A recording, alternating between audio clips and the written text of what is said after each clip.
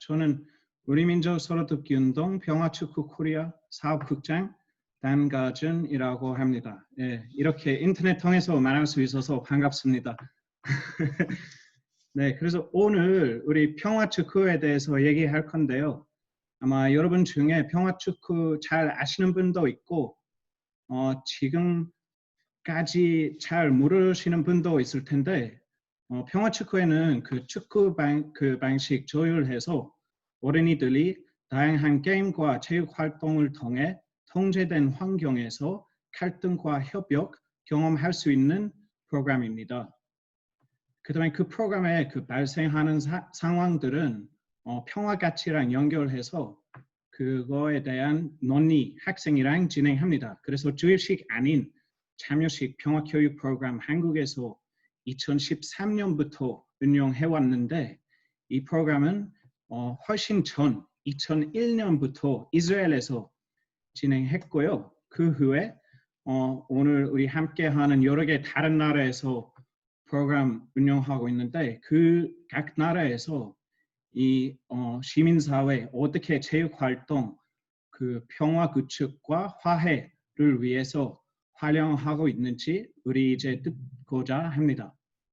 그래서 아마 여러분들은 한반도 평화에 대한 고민이 많을 텐데 우리 다른 사례 함께 살펴보면 우리 현실도 잘 보일 수 있지 않을까 그런 생각으로 이 자리 마련했는데 시작 전에 그 진행 관련해서 말씀드리겠습니다. 그래서 제가 영어로 이 각 질문 그 외국 참여자한테 물어보고 그 다음에 그 사람 답변을 여기 통역사분 통해서 한국어로 전달할 예정입니다. 여러분 이 행사 참여 신청하셨을 때 딱 질문 제출했었을 거예요. 그래서 그 질문 활용해서 이 시간 토론 시간을 진행할 겁니다. 예, 그럼 이제 그 외국 참여자 좀 소개하도록 하겠습니다. 일단 이스라엘 프로그램에 그 2001년부터 시작했던 우리 가지 느제닷 선생님 참여하는데요. 이분은 지금 이스라엘 문화체육관광부에서 소속입니다. 네, 가지 어디 계실 텐데 조금 있다가 그분 목소리 바로 들을 때 인사할 수 있을 거예요.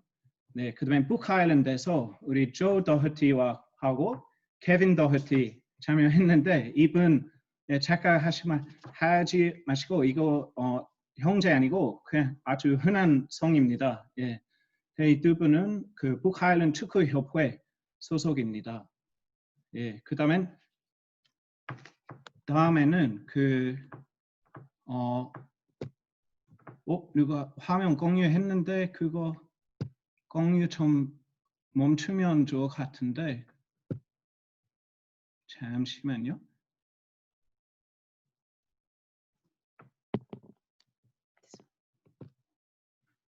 네. 죄송합니다. 아이고 기술적인 문제 발생할 수 있겠네요.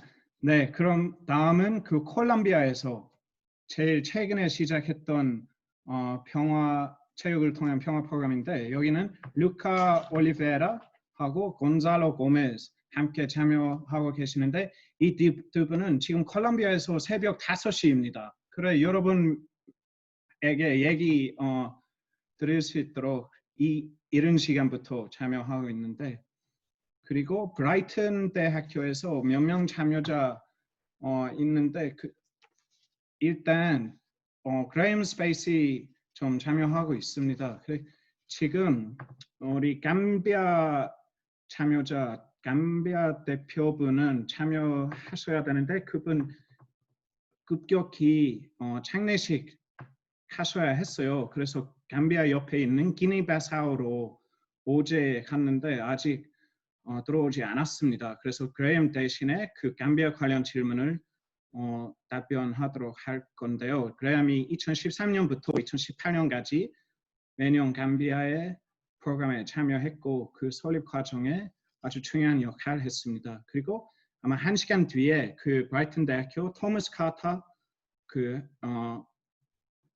국제 평화축구 국장 그리고 워런 스마트 그 체육교육학 교수 참여할 건데요. 지금 그 두 분은 수업 중이라 그 조금 이따가 함께 할 예정입니다.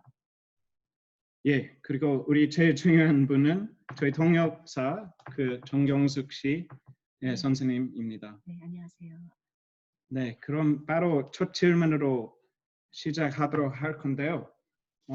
네, 아까 말씀드렸듯이 제가 영어로 말하고 그 다음에 그 답변이 오면 우리 통역사분 그거 답변해 주실 거예요. So I've just introduced you all guys, and we're going to get straight into the questions. So the first question, which is going to be for Ireland and Colombia, so that they can take it in turns. So it's from Unbo Shin, who's an elementary school teacher, and he says, can you give us one particular specific positive example or anecdote of how Football for Peace has contributed to peace in your region? Okay, so I'd like to pass the floor over to Joe or Kevin to hear from Ireland first, if that's okay. Yep, good morning everybody. Because I'm the senior man between me and Kevin. I mean in age, not anything else. I will try and answer this one to the best of my ability. From normalized society was established. Devolved government is now optional. There's been further investment in peace and reconciliation courses and programs that have broken down barriers to participation. Now, Kevin will probably go into that in a wee bit more detail in the next question, but that's what we would feel at the moment. 네, 우선 첫 A 번째 lot of it is based on funding. 네.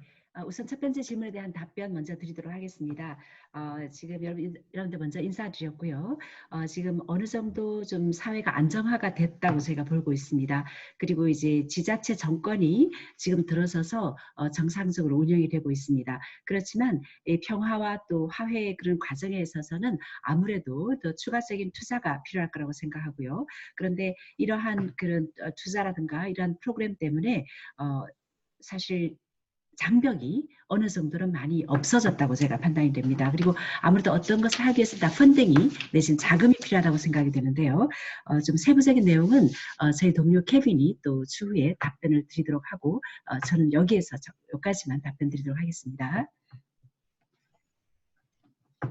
Okay, thank you, Joe. And Colombia, please.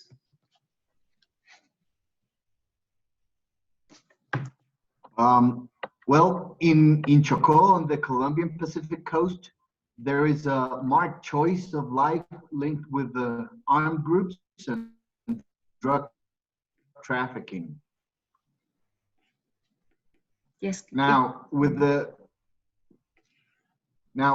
success stories of some young athletes in the region that have been in the program with us, we believe that little by little we're gaining ground and increasing our numbers. So they're looking forward on a new choice of life there. 네, 그래서 저희 아까 그 축구 지역이라고 있는데요. 그곳은 어떻게 보면 좀 힘든 일들이 많이 벌어지고 있고요. 또 마약 거래 같은 것들이 많이 성행하는 그런 지역입니다. 그런데 이게 젊은 그런 운동선수들의 그런 이 지역에 있어서의 그런 성공적인 이야기가 나오고 있고 또 이러한 프로그램으로 인해서 점진적으로 그러한 부분이 많이 개선이 되고 있습니다. 그래서 앞으로 새로운 그런 삶의 선택이 가능하지 않을까 그러한 기대를 저희가 가지고 있습니다. Yeah, thank you very much, Joe and Gonzalo. So our next question is for Israel and then Ireland. And this is from Nari Shim from the International Organization for Migration. And she says, I wonder whether it is possible to prove that peace building has progressed thanks to football. Over to you, Ghazi. Yeah, hello Hello, everybody. It's a pleasure to be with you and to see all the familiar faces which we work with so many years. I think football alone can't bring peace. We had to be honest in this issue, but for sure it can be part of the good seeds which is needed to plant the peace garden. And in other words, it can be part of the ingredients needed to make the cake, which means that the football or the sport in general can be facilitating and preparing the ground, which would be ready for other factors to fulfill the peace. 네, 우선 여러분들 만나 뵙게 돼서 매우 기쁘고 또 낯익은 얼굴들 저희들 함께 오래 일했던 얼굴들을 봐서 매우 기쁩니다. 제가 생각하기에는 뭐 축구 자체로만 평화가 약속된다라고 이렇게 보장이 된다고는 볼 수 없지만 솔직하게 말씀을 드리는 겁니다. 그렇지만 분명히 이것이 하나의 씨앗이 될 수 있을 거라고 생각하고요. 우리가 평화라는 그런 밭이 있으면 이것이 작은 그런 씨앗이 처음 시작이 될 수 있을 거라고 생각을 합니다. 그래서 하나의 그 케이크를 만든다 그럴까요? 그리고 평화를 만드는 데 있어서 아주 중요한 그런 재료가 될 수 있다고 생각을 합니다. 이러한 것들이 결국은 다른 요소들도 물론 있어야 되는데 다른 요소들이 좀 더 채워줄 수 있도록 이러한 것들이 하나의 토대를 마련할 수도 있고 조금 더 수월하게 그런 환경을 만들어 나갈 수 있을 거라고 저희는 생각을 합니다. Thank you. And Ireland, Northern Ireland. Yeah, that's myself. Hello, everyone. Kevin Doherty here. Yeah, I suppose like Garzi, you know, football's not going to solve all our peace issues as such. But it is a #1 global sport. So what we've done, we use the great game of football in order to bring out the football for peace values. 네, 우선 이번엔 제가 케빈이 답변을 드리도록 하겠습니다. 앞서 그 가지도 언급을 했었습니다만은 축구 자체로서 아니면 축구 하나로서 모든 것이 해결될 수 있다고는 저도 생각하지는 않습니다. Yeah, and as a result of that then, by using the Football for Peace methodology, I suppose we've had a lot of spin-offs from that.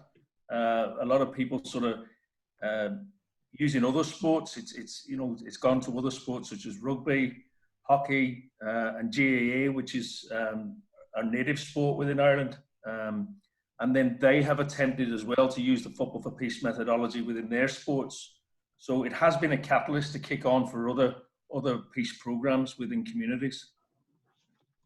네, 그리고 이와 유사한 저희가 지금 하고 있는 것과 비슷한 그런 파생되는 것들이 많이 나오고 있습니다. 그래서 하키라든가 럭비라든가 또 저희 아일랜드 전통의 그 갈릭 스포츠라고 있는데요. 그러한 것들에도 우리가 사용하고 있는 풋볼 포 피스의 그런 방법론을 적용을 하고 있는 것 같습니다. 어떻게 보면은 이것이 그 평화 프로그램의 하나의 촉매제 역할을 하는 것이라고 저희는 보고 있습니다.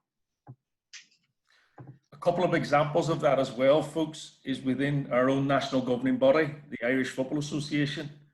Within that, our social responsibility unit have also developed a game of 3 halves where they've brought rugby together, ice hockey as well came in, and the GAA.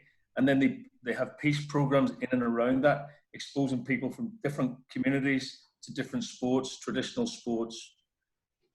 네, 그리고 저희가 그 아일랜드 축구협회라고 있는데요. 그 아래 그 Social Responsibility Unit이라고 있습니다. 거기에서 저희가 지금 3하브라는 그런 게임인데 이것은 럭비하고 아이스하키하고 아까 말씀했던 전통적인 그런 그 갈릭의 그런 스포츠 같은 것들을 같이 결합을 해서 그 피스 프로그램들을 진행을 하고 있습니다. 그래서 지역 사회 내지는 커뮤니티에 있는 사람들이 다른 전통적인 스포츠하고 함께 결합을 시켜서 이러한 평화에 대한 움직임을 같이 동참을 하고 있습니다.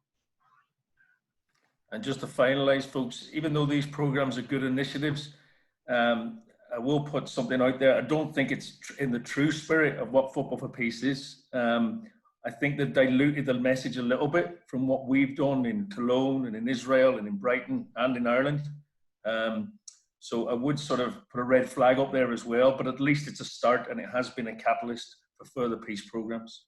네, 그래서 사실 이러한 프로그램들이 상당히 좋은 이니셔티브로 시작을 하긴 했지만 우리가 가지고 있는 즉 그 풋볼 포 피스의 그 메토달리지의 진정한 그런 정신까지 가지고 그 단계까지는 아직까지 들어가지 않다고 생각을 합니다. 왜냐하면 저희는 적절한 트레이닝을 받고 이렇게 진행을 하고 있고요. 또 이스라엘이나 브라이튼이나 노드랜드 이런 것을 함께 공유를 하고 있기 때문에 그렇습니다. Thank you, Kevin. 네, 그리고 한국인 참여자 여러분, 이 질문은 제가 영어로만 말씀하는데 그 근영 씨가 채팅으로 한국어 공유하고 있습니다. 그래서 그 채팅도 자주 참고하시면 도움이 될 것 같습니다. 네, 다음 질문으로 넘어가자면 This is from Kim Dae-hyun, who is a freelance educator who's also worked on Football for Peace for us. And he asks, I wonder what was this, and this is for Colombia and Gambia. Colombia and Gambia. What was the most difficult part in establishing or operating your project? How did you overcome that? Have you experienced any particularly emotional and moving situations? So Colombia first, please. Yeah. Hi, Dan. Hi, everyone. Thank you very much. For a little bit of background, we work with rugby and surf here in Colombia. So none of those are particularly traditional in the Colombian culture. 네, 사실 저희는 뭐 럭비라든가 이런 것을 하고 있는데요. 아시다시피 이러한 그런 스포츠들은 콜롬비아의 그 전통적인 스포츠하고는 어느 정도 좀 거리가 있는 것이 사실입니다. When we started with the surf program, the parents of the kids were telling them that if they went into the water with the surfboard, they were at risk of getting eaten by a shark, or their hair would fall off. 네. 그래서 사실 저희가 처음 이 프로그램을 시작을 했었을 때 물에 들어가면 뭐 상어가 있을 수 있다 그런 얘기들을 했었습니다. 특히 뭐 서핑 같은 걸 할 때는요. But after our first couple of lessons, and none of the kids were eaten, then all of them were really keen into getting into the water, and it became and progressed very well. 네, 그래서 어떻게 보면 좀 무서운 얘기였을 수도 있는데 그렇지만 애들이 물에 뛰어들었지만 사실 아무도 잡아먹히지는 않았었고요. 오히려 더 많은 관심을 가지게 되었고 점자적으로 이것이 이제 발전하게 된 것입니다. And then when we started with rugby, it was the same thing because it was associated with violent behavior. So some of the parents wouldn't want their kids to play rugby because they would think it was either too violent, and when we started including the girls, they would see the sport as a men's sport and not something a girl would do. 네, 그리고 저희가 또 럭비를 처음에 그렇게 시작을 했었을 때도 똑같은 반응을 보였었습니다.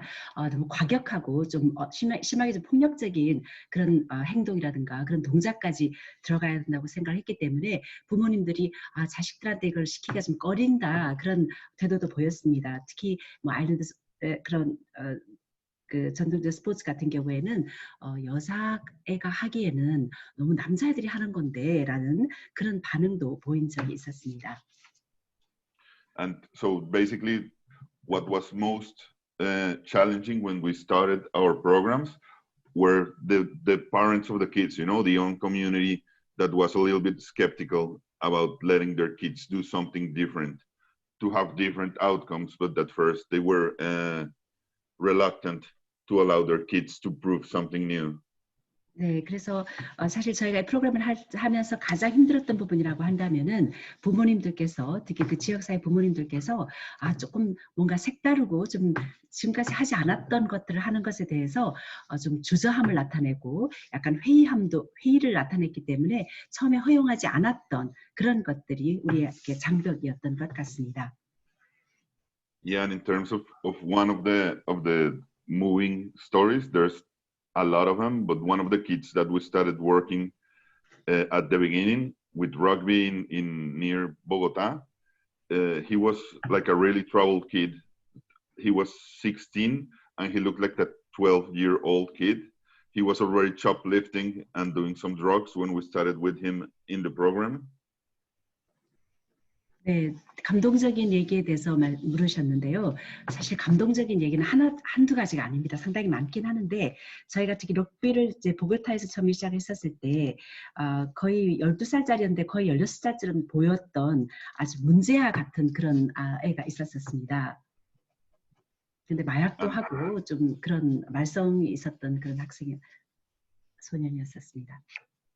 After a year and a half, when he was able to do it, he finished high school and went into the army, and now he sees a future for him, you know. So he turned around completely from being the bad kid in the neighborhood who everyone was hoping to get lost in drugs and crime, and he ended up being someone who would want to do something else from his life.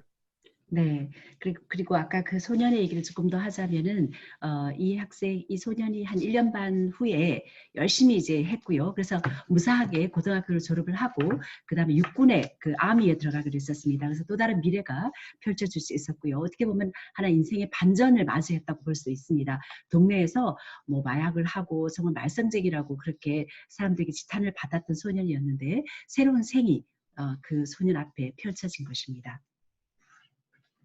Thank you, Luca. So, Graham, if you could just briefly answer for Gambia, please. Yeah, hello everyone. 안녕하세요. My perspective is obviously going to come from me working in the Gambia and helping them to set up the project rather than from a Gambian's perspective.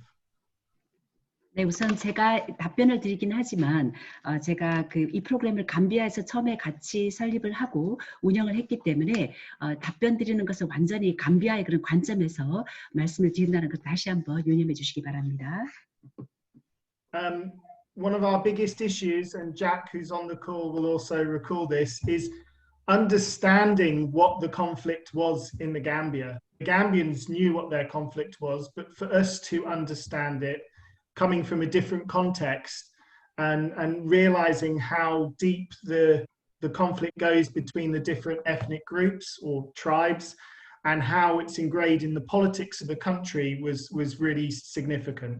And the systems we had to put in place or help them develop to manage those relationships. 네, 그리고 사실 가장 큰 문제라고 하면은 바로 그 감비아에서 여러 가지 갈등 요소인데요. 감비아 사람들은 물론 이 갈등을 잘 알고 있었습니다. 그런데 우리는 좀 더 다른 관점에서 이것을 이해하게 되었었는데 실제적으로 또 각각 인종 내지 민족 간에 그리고 부족 간에 갈등이 아주 심하게 그렇게 깊어갔었는데 경우에 따라서 이렇게 상당히 정치적으로 됐기 때문에 우리가 그러한 것들을 좀 더 잘 이렇게 다룰 수 있도록 도왔던 그런 경험도 있습니다. And the second issue or large issue we faced as outsiders coming in was the capacity of the local people to run a project to understand the values, and it was more about our task of building their capacity so then they could start to adapt the program to how they wanted it. And a great moment was when they started incorporating dance, for example, into the curriculum, and you know, in between activities, the children would show off dances to each other or to the coach, and then when we had festivals, there'd be a dance group, a cultural group coming in, showing their dances and getting the community involved. 네, 그래서 사실 저희가 또 외부인으로서, 왜냐하면 외부인들이 들어가서 이제 겪었던 문제 중에 하나가 특히 이런 프로젝트를 스스로 이끌어 나갈 수 있는 그 지역 사람들이 아니면 현지 사람들의 그 역량에도 문제가 있었습니다. 왜냐하면은 이것에 대한 가치를 우선 적절히 잘 이해를 해야 됐었는데요. 그래서 나중에는 이 사람들이 본인들이 이것을 잘 운영을 해서 본인들이 원하는 대로 방식대로 이것을 잘 적용해서 만들었고 또 필요한 커리큘럼대로 이것을 통합을 시키기도 했었습니다. 그래서 애들이 같이 뭐 이렇게 춤도 추고 그럼 코치들하고 한데 어울려서 춤도 추면서 그 페스티벌에 참여하기도 하고요. 또 문화 그런 프로그램 같이 해서 뭐 댄스 그룹 같은 것들도 함께 동참을 해서 진행을 했던 그런 기억도 있습니다. 네, 그리고 여러분 우리 이 행사 전에 그 소개 영상 다 배포했는데요. 여러분 그거 지금까지 안 보셨으면 꼭 보세요. 왜냐면 이 콜롬비아 같은 경우에 그 럭비하고 서핑 왜 투입됐는지 잘 설명되어 있고, 그리고 감비아 같은 경우는 그램 아닌 그 프로젝트 지도하는 분으로부터 들릴 수 있어서 꼭 그 영상 보세요. 이후에 또 다시 공유할게요. 네, 그럼 다음 질문으로 넘어가도록 하겠습니다. This question is from 이성숙 from Children's 어깨동무 Peace Education Organization in South Korea. And the question is for Israel first and then Ireland. So what is your experience of running F4P for children who have distinct, different cultural backgrounds? So Ghazi, over to you first, please. Yeah, let's be clear in this. So sport generally and football especially is attracting the children regardless of the nationality, of the religion, and the geography where they are living. So when you prepare the proper methodology and you deliver this with the right mentors who has the passion and the commitment, so the children will swallow this this methodology, and for sure we can create a very fruitful process. This is my answer on this question. 네, 질문에 대한 답변을 우선 드리자면은 스포츠는 그리고 이제 특히 축구는 그런 것 같습니다.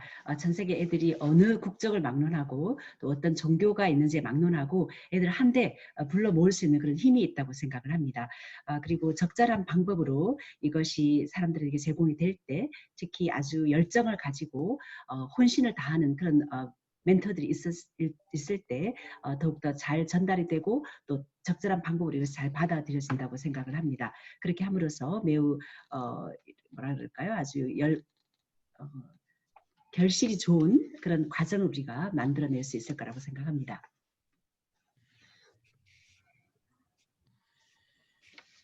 Thank you, Ghazi. And Ireland, please.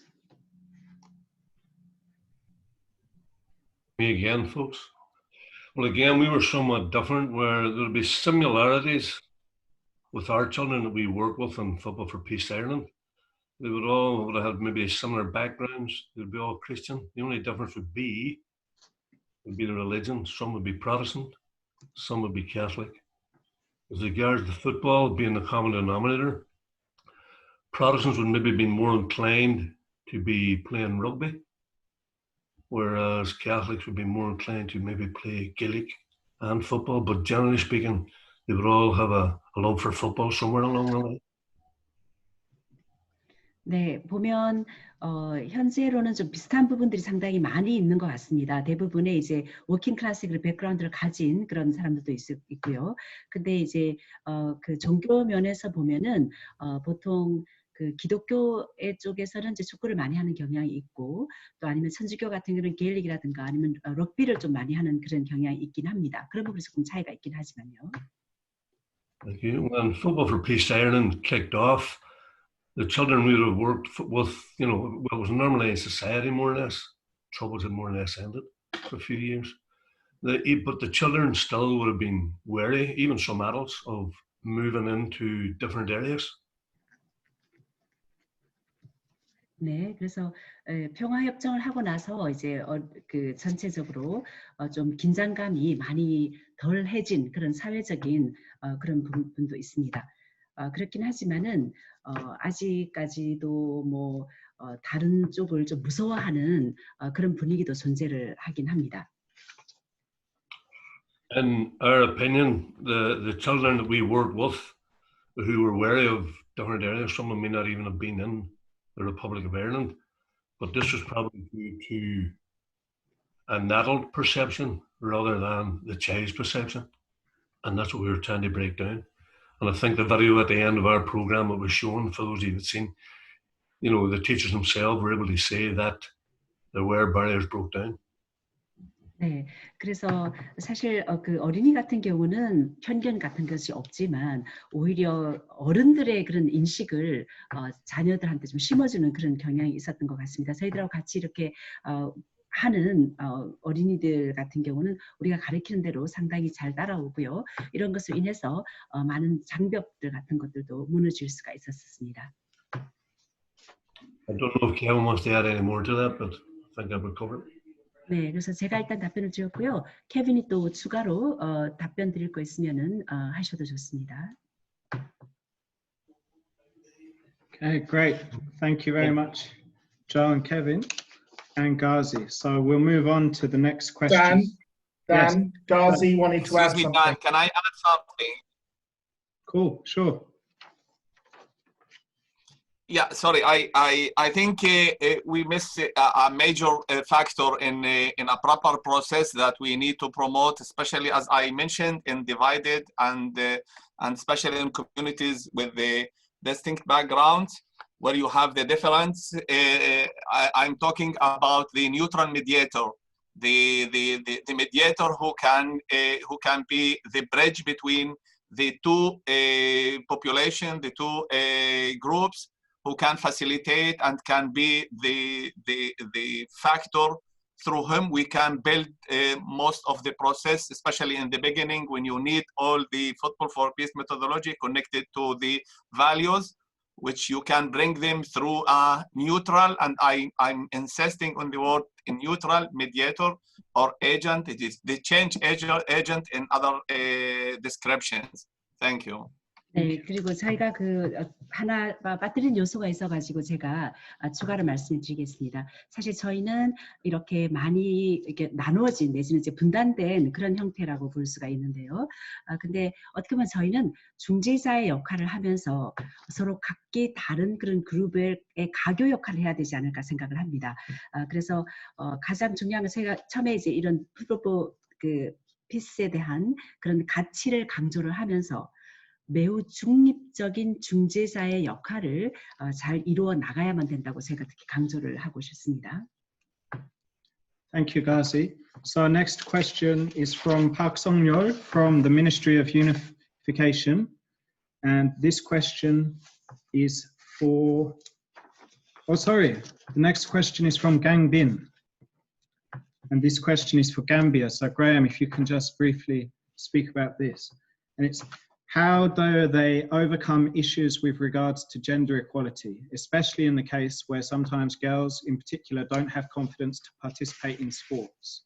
How specifically does Gambia overcome this challenge? So Gambia was, from the start, they wanted to include girls and boys. It's a very patriarchal society, you know, male dominated, but the local people wanted to include girls right from the beginning. And so we thought that by introducing games such as netball and softball, that would work. And it did work to a certain extent. The girls got to play football, but we found that they were sitting on the sides more during the football sessions. 네, 그 감비아의 경우를 말씀드리겠는데요. 사실 처음부터 이곳에서는 물론 이제 남성 위주의 그런 사회이긴 하지만 남학생, 여학생을 모두 다 같이 포함을 시켰었습니다. 로컬에서도 그렇게 같이 포함을 시켰었고요. 그런데 주로 뭐 소프트볼이라든가 뭐 넷볼 같은 것들을 시작을 하긴 했고 처음에 그렇게 시작을 했는데 사실 축구를 하다 보면 여학생들이 조금 이렇게 이렇게 바깥 그렇게 사이드로 좀 나와 있는 그런 경향을 보이긴 합니다. So the response was to make multi-sport sessions alongside football sessions, and more of the girls would take part in the multi-sport sessions. But interestingly, for the older age group, we introduced rugby, and rugby was a game no one had ever experienced, and the girls thrived on doing the rugby, and more girls ended up participating doing the rugby because they felt equal to the boys. 네, 그리고 여학생 같은 경우는 이제 멀티스포츠 세션에 더 많이 활발하게 참여를 했었습니다. 그런데 저희가 럭비를 조금 나이 든 분들한테 약간 연령층이 있는 사람들한테 그렇게 소개를 했었었는데 사실 아무도 럭비에 대한 경험이 전혀 없었던 그런 상황이었었는데요. 이 학생들이 이걸 시키니까 처음보다 이게 점점 더 잘하고 또 열의를 보였었는데 어떻게 보면 럭비가 남녀 평등이 가장 보장이 잘 되는 그런 요소가 어느 정도 작용이 되지 않았나 생각이 됩니다. We also found it was most of the time it was especially with the younger children it was down to the coach and how they presented the activity and ran the activity which made us want to train and build their capacity up more to deliver. 네, 그리고 또 특히 이제 코치 역할이 상당히 크다고 생각하는데요. 어떻게 이걸 활동을 하는지에 대한 것들을 처음부터 이렇게 잘 전달을 하고 그렇게 트레이닝을 시켜가지고 능력을 점점 더 키워나가게 됐습니다. Thank you, Graham. So the next question is from Park Song-yor from the Ministry of Unification, and his question is for Israel and Gambia. So the question is, what would you say is the most tangible impact of your project? Have you been able to feel peace? To what extent is that peace something concrete? And how can you judge something like that? A difficult one there, but over to you, Ghazi.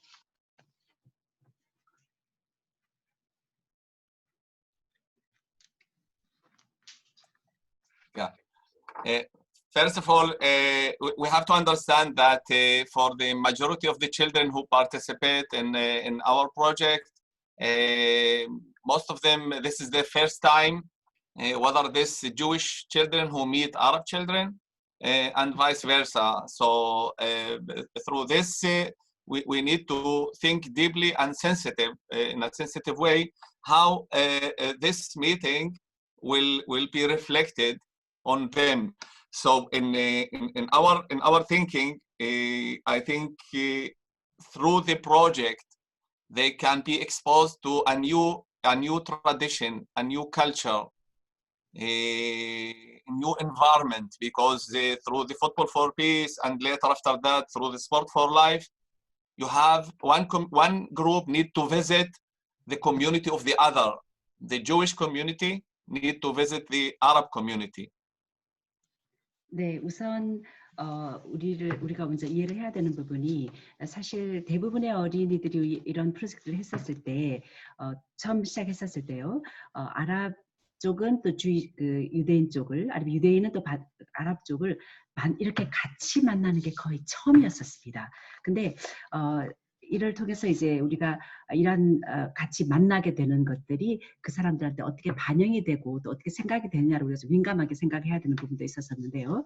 저희가 생각하기에는 이런 프로젝트를 통해서 이 각각 다른 그런 집단들이 서로에 대한 전통이나 문화라든가 그런 환경을 예전에는 한 번도 서로 노출이 된 적이 없었거든요. 그런 것을 통해서 조금 더 이제 노출이 되어 가면서 또 특히 우리가 진행하고 있는 풋볼 피스라든가 아니면 스포츠 포 라이프라든가 이런 거를 통해 가지고 점진적으로 이해가 더 증진하게 되었고 또 아무래도 경기를 하다 보면은 이제 주이시 쪽은 아랍 그 커뮤니티를 방문을 해야 되고 또 뭐 어웨이 경기, 뭐 홈 경기 그런 것 때문에 그런지 모르겠는데요.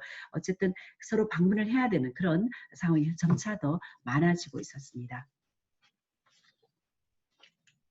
So when they visit the community and see the daily life, and they spend few hours among that community, which for them it's quite strange, and until today, until that meeting, it has been connected with hostility actions, whether it's through the news or whether it's through what they told them about. So for sure they come to this community with hesitation, and from this is how it reflects the importance of the right preparation for such meeting. So, okay, translate and I will continue, I think. 네, 그래서 사실 직접 그런 본인들이 속하지 않은 그런 다른 커뮤니티 같은 것들을 방문을 해가지고 그 사람들 일상을 같이 지켜보는 그런 기회도 생길 수 있었고요. 또 며칠간 그렇게 시간을 같이 보내는 경우도 있었는데 사실은 서로가 좀 낯설고요.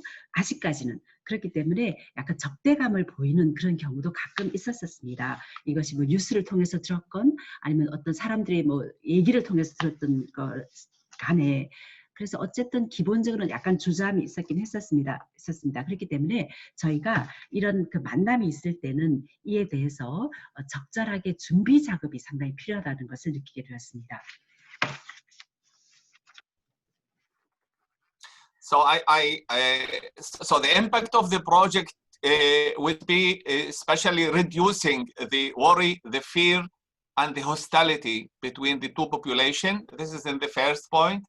The second thing is somehow it contribute to the reduce of stereotypes and prejudice ideas about the other. The other thing is that through the activities and through the time you spend together, you change the image that you put in your mind about the other, because the other in your mind until today, it has been something which you have to avoid. In other words, it has been your enemy. But through the link and the interaction of the activities, which need to be spread on a time, then this image can get changed. And we have practical examples of this, which in the first day, Arab and Jewish children has meted, but the next day, the Arab and the Jewish got names because it's Ali who meet Yossi. This is how it has been explained to the parents. So this is how we can see the process and the contribution to the project. 네, 그래서 어떠한 뭐 영향이 있었느냐라는 것을 질문을 하셨었는데, 영향력. 근데 이것을 통해서 사람들이 막연히 가지고 있었던 그런 우려나 두려움이나 적대감 같은 것들을 많이 이렇게 완화시킬 수가 있었습니다. 그리고 사람들이 뭐 이렇게 스테레오타입 내지는 이제 기본적인 가지고 고정관념이나 편견 같은 것들이 있었었는데, 그런 것도 어느 정도 해소될 수 있는, 특히 타인에 대한 그런 편견 같은 것들을 어느 정도 해소시킬 수가 있었다고 생각합니다. 그리고 이러한 활동을 통해서, 그리고 같이 어느 정도 시간을 보내면서 이미지, 본인이 갖고 있었던 그런 이미지도 많이 바뀌게 됐고요. 내가 다른 사람이 갖고 있었던 이미지 같은 것들을 많이 이제 바꿀 수가 있었었는데, 예전에는 아랍이나 그 유대인이나 서로가 나 피해야 될 대상이다, 아니면 나한테는 적이다, 이렇게만 간주가 되었지만 그런 이미지가 어느 정도 조금 바뀌게 되었었습니다. 그래서 이러한 연결 내지는 상호작용을 통해서 시간이 감에 따라서 그러한 이미지가 바뀌게 됐다는 부분도 상당히 크다고 생각을 합니다. 그 다음에 또 좀 구체적인 예가 있었었는데요. 그 아랍 쪽하고 또 유대인 쪽하고 어린이들이 같이 운동을 하면서 그 다음날 서로 이름을 불렀던 건가요? 서로 이제 예전에는 그냥 아랍 사람이다, 아니면 쟤는 주이시다, 이렇게만 했었는데 이제는 하나의 인격체로서 그 사람들의 이름을 이렇게 부른다는 거, 그 다음날. 그래서 부모들한테 그렇게 설명하는 거 보고 아주 큰 변화라는 걸 저희가 느끼게 되었습니다. So for the question, if we noticed peace through the project, let me say this in other words. Since I'm living and I grow up in this tragic situations, we got to be modest in our expectation. So the peace that we noticed through the project is connected to trust especially, and positive interaction between the children. And this is, I think, this is for us, in our point of view, this is quite very important and show that we are in the right direction. But still a major work needed to be done, because whatever we achieve, you should know that it could be destroyed in a moment by this action or that action, depends on other factors. 네, 그래서 이러한 방금 이제 말씀을 드렸었는데요. 사실 저도 이런 비극적인 그런 환경 내지는 그런 상황에서 저도 이제 자랐었습니다. 그랬는데 우리가 뭐 그렇다고 해서 우리가 가진 기대에 대해서 너무 많이 들떠하지 말고 좀 겸손해야 된다고 생각이 되는 부분도 있습니다. 이런 평화 활동을 통해 가지고 저희가 신뢰를 더 많이 구축할 수 있었고, 또 좀 더 긍정적인 그런 인터랙션을 특히 어린이들 사이에서 많이 가질 수가 있었습니다. 그래서 저희가 생각하기에는 이런 우리가 올바른 방향으로 나아간다라는 그런 확신이 서서히 더 들지만, 또 한 가지 안타까운 것은요, 우리가 뭔가를 이렇게 달성을 했다 하더라도, 이만큼 우리가 이뤄냈다 하더라도, 이거 말고 다른 요인으로 인해서 이것이 금방 또 무너질 수 있다는 것이 우리의 현실일 수도 있습니다. And to the question, to what extent is the peace something concrete? Let me answer this, that this activity, and especially the Football for Peace and later what has been done, is a piece of a wide and large puzzle, and can't alone bring the peace. I'm quite realistic in this, and it can contribute to facilitate the process, and when other major factors get ready, we can for sure get to the bottom line connected to a common life, which reflected by peace. 네, 그래서 어떤 가시적인 그런 부분에 대해서 이제 어떤 체감하느냐라고 질문해 주셨는데요.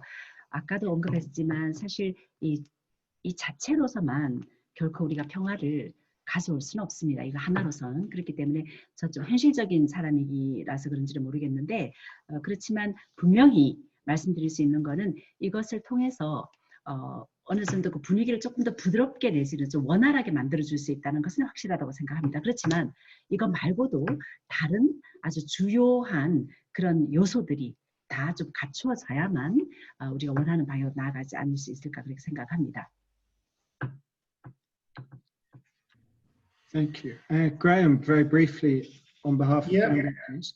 I think the key word there is tangible, and it's very hard to measure a change of heart or mind, and that's what peace is. It's a change, it's a change of behavior towards peace. And as Ghazi said, it takes a lot of systems, a lot of things to change. It's a puzzle, and all the pieces have to fit together. 네, 그래서 아까 그 가시적 내지는 tangible 하는 것이 하나의 키워드처럼 저한테 들렸었습니다만은 사실 이 가시적이라고 하는 게 이게 사람의 마음이나 또 사람의 이렇게 정신 같은 것들 측정이 상당히 어렵지 않습니까? 평화도 마찬가지입니다. 그래서 아까 이제 가시도 언급했었습니다만은 여러 시스템이 같이 동참을 해야 이루어지고 어떻게 보면 하나의 큰 그 퍼즐을 다 짜맞추어야만 가능하지 않을까 그렇게 생각됩니다. And in terms of what is tangible is that in Gambia, they followed a similar model to Israel, where the communities have formed a steering group. So they all have representation on that steering group, and they have actually formalized the organization. It's now under law a charity, and they formed partnerships with other groups, other entities that have similar values and working in similar ways in the local area. 네, 그리고 이제 그 가시적인 부분을 이제 간단히 한 가지 말씀을 드리자면은 저희는 그 이스라엘이 지금 시행하고 있는 것과 유사한 그런 모델을 저희도 추구를 하고 있습니다. 그래서 뭐 예를 들어서 뭐 어떤 유사한 아니면 비슷한 가치나 그런 정신을 가지고 있는 다른 집단이나 조직들과 파트너십을 형성을 해서 진행을 하고 있는데요. 뭐 경우에 따라서 뭐 자선단체라든가 또 아니면 비정부 재단이라든가 그렇게 같이 진행을 하고 있습니다. Thank you, Graham. 네, 그리고 여러분 추가적으로 이 관련해서 질문 또 있으시면 그거 채팅으로 우리민족서로돕기운동 근영 씨에게 남겨주시면 이게 조금 있다가 시간 있으면 그것도 다루도록 하겠습니다. 네, 그럼 다음 질문으로 넘어갈 건데요. This is from 오진이 from Children's 어깨동무 Peace Education organization, and it's for Ireland and Israel. And the question is, what psychological changes do you notice in children that participate in F4P in your region? So Ireland first, please. Yeah, back to me, folks. I suppose you have to put that a little bit into context, because we had, sort of 3 different age groups. We had young children, youth, and we also done Football for Peace with some adult programs as well, with adult people as well. 네, 우선 저희가 이 연령대가 이렇게 3개로 나눠진다고 볼 수 있습니다. 그래서 이런 컨텍스트, 그런 각각의 컨텍스트에서 해서 말씀을 드려야 될 것 같은데요. 우선 어린이가 있고 그다음 청년이 있고 조금 더 나이가 든 어른 그룹 이렇게 나눠볼 수가 있겠습니다. And I suppose with the younger children, you know, they wouldn't have had any prejudice, so they came to a football program. That's what they seen. So we just sort of steered them through fun games and touching on the values of football for peace. And I suppose short term, the immediate effects were, you know, that they enjoyed it. They mixed with the other people from other communities. 네, 그래서 어린이 같은 경우는 사실 편견이 없죠. 그래서 그냥 풋볼 프로그램이 온다라는 그런 마음으로 가지고 오고 같이 경기를 하고 저희가 또 이런 가치를 가리키고 있습니다. 그래서 단기적 효과에서 보면은 일단 와서 즐기고 또 사람들과 같이 이제 모여서 섞여서 논다라는 그런 기분입니다. When working with the older age groups, I suppose teenage young people and so on, you know, maybe they had learned behaviors, maybe they had been influenced by the news and their surroundings and families and their own communities. So therefore, you know, we pushed a little bit more on the values and what it meant in terms of working with each other. I suppose short term, there was, again, you know, a realization that an affection as such for others, and there was people changing numbers, changing contact details, and a bringing together of people, which was a huge psychological change. 네, 그리고 이제 한 10대에 해당되는 사람들 같은 경우에는 이미 어디에서 어떤 행동이라든가 아니면 뭐 가족이나 커뮤니티에서 이미 영향을 받았던 그런 경우가 있습니다. 그래서 저희가 가치를 이렇게 강조를 하고 또 뭐 사람들의 그 숫자라든가 아니면은 뭐 컨택 디테일 같은 것들도 상세하게 좀 가르쳐주고 있습니다. But I suppose in general, and this goes for all the participants and the community leaders and coaches, you know, there was a willingness to break the mold rather than staying in their own environments. Now they were willing to travel, they were willing to go to other places, they were willing to sample other people's cultures, where they came from, who they supported. Because if you take the Ireland context, you know, some people would support Northern Ireland or the British sort of teams, and some people would have an affinity to an All Ireland. So it was a realization of that, and you know, we would home in then on mutual respect and so on. And I suppose with the political landscape as it was then, you know, people were just fed up with the troubles and they wanted to just diminish that. So psychological change was, we're fed up with this, we want normalized society, and we're willing to go down that road for it. 네, 그래서 사람들이 가지고 있던 그런 고정관념을 좀 깨려고 하고 또 다른 지역으로 가서 다른 팀하고 같이 그렇게 경기를 하면서 좀 더 평등하고 공정한 그런 것들에 대해서 좀 더 많이 관심을 가지고 있었습니다. 그리고 다양한 백그라운드를 가지고 있는 그런 그 아일랜드의 어린이들 같은 경우는 다른 지역으로도 한번 이렇게 가보고 싶다라는 그런 걸 상당히 나타냈고요. 그리고 프로그램 하면서 이렇게 서로에게 컨택에 대한 그런 세부적인 것들을 서로 많이 교류도 하고 했었습니다.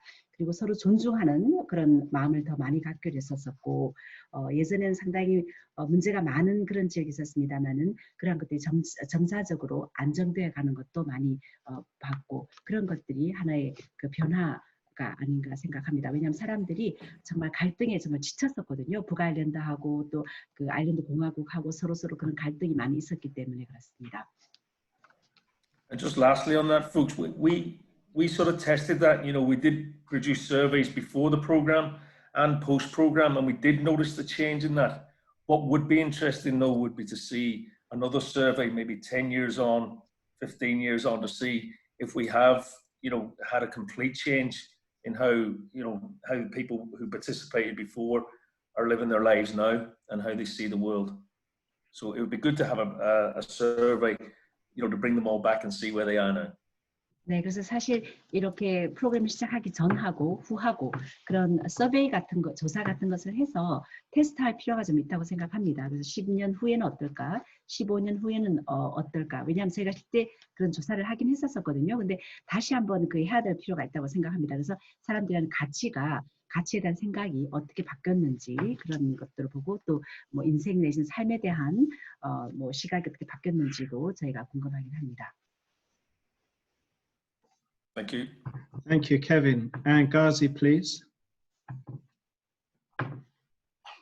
Yeah, since we are talking about an exceptional, I would say, phenomenon here, that we are talking about a project which runs something around 18, 19 years.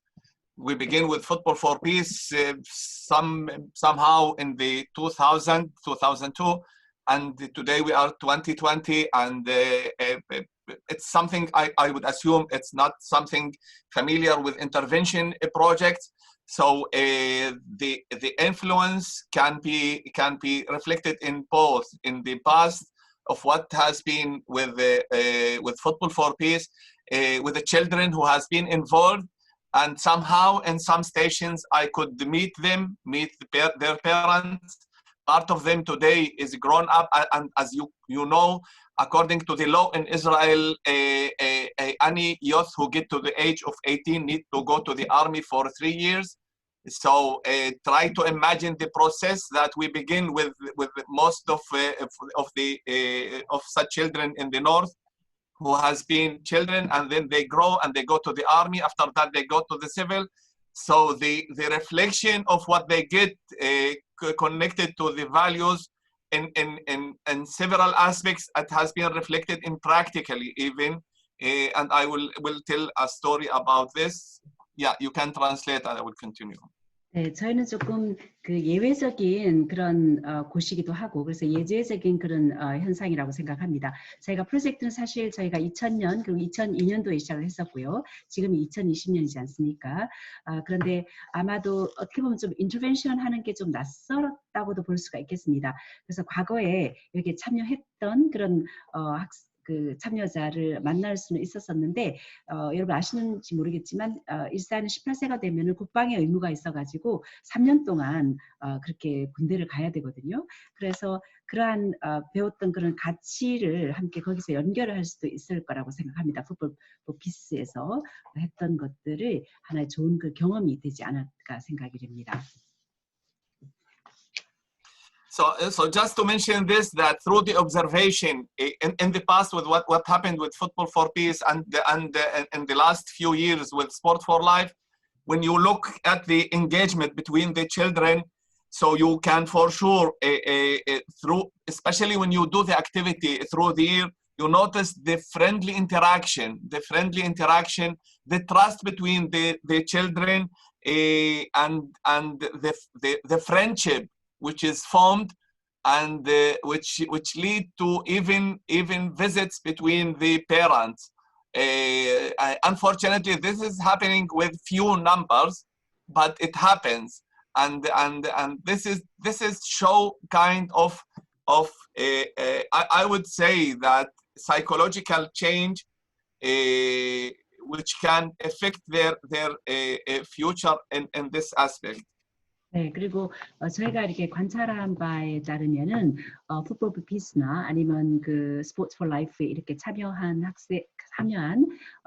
그 어린이나 그런 학생 그런 참여자들 같은 경우에는 이러한 활동을 통해 가지고 확실히 그런 좀 더 다정한 내지는 좀 더 이렇게 따뜻한 그런 상호 교류가 있다는 것을 알 수 있었고요. 또 신뢰감도 생기게 됐고, 또 우정도 쌓여가지고 나중에는 부모끼리 서로 이렇게 만나는 그런 경우도 있었습니다. 그런데 좀 안타깝게 모두 다 그런 경우는 아니고, 물론 이것은 소수의 경우이긴 합니다. 이렇게 많지는 않지만 실제적으로 어쨌든 숫자는 작지만 이러한 일이 현실적으로 실제 벌어지고 있습니다. 그렇기 때문에 이러한 심리적인 변화가 나중에는 본인들의 그런 미래의 그런 시각에도 분명히 영향을 미친다고 저는 생각을 합니다.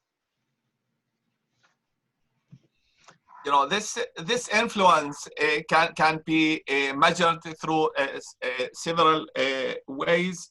You know, the first thing is that regardless of all the scientific methods that we use to compare and to see exactly where we are standing, but there's simple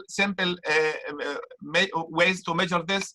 Is the number of years that the same communities still keep interested in being engaged in the project, in the activity. This is something important. The second thing is the number of years that children has begun the process keep being part of the process, and I would say that with these two factors, through the years you can know exactly in which level or which stage you can whether to develop or whether to make some changes.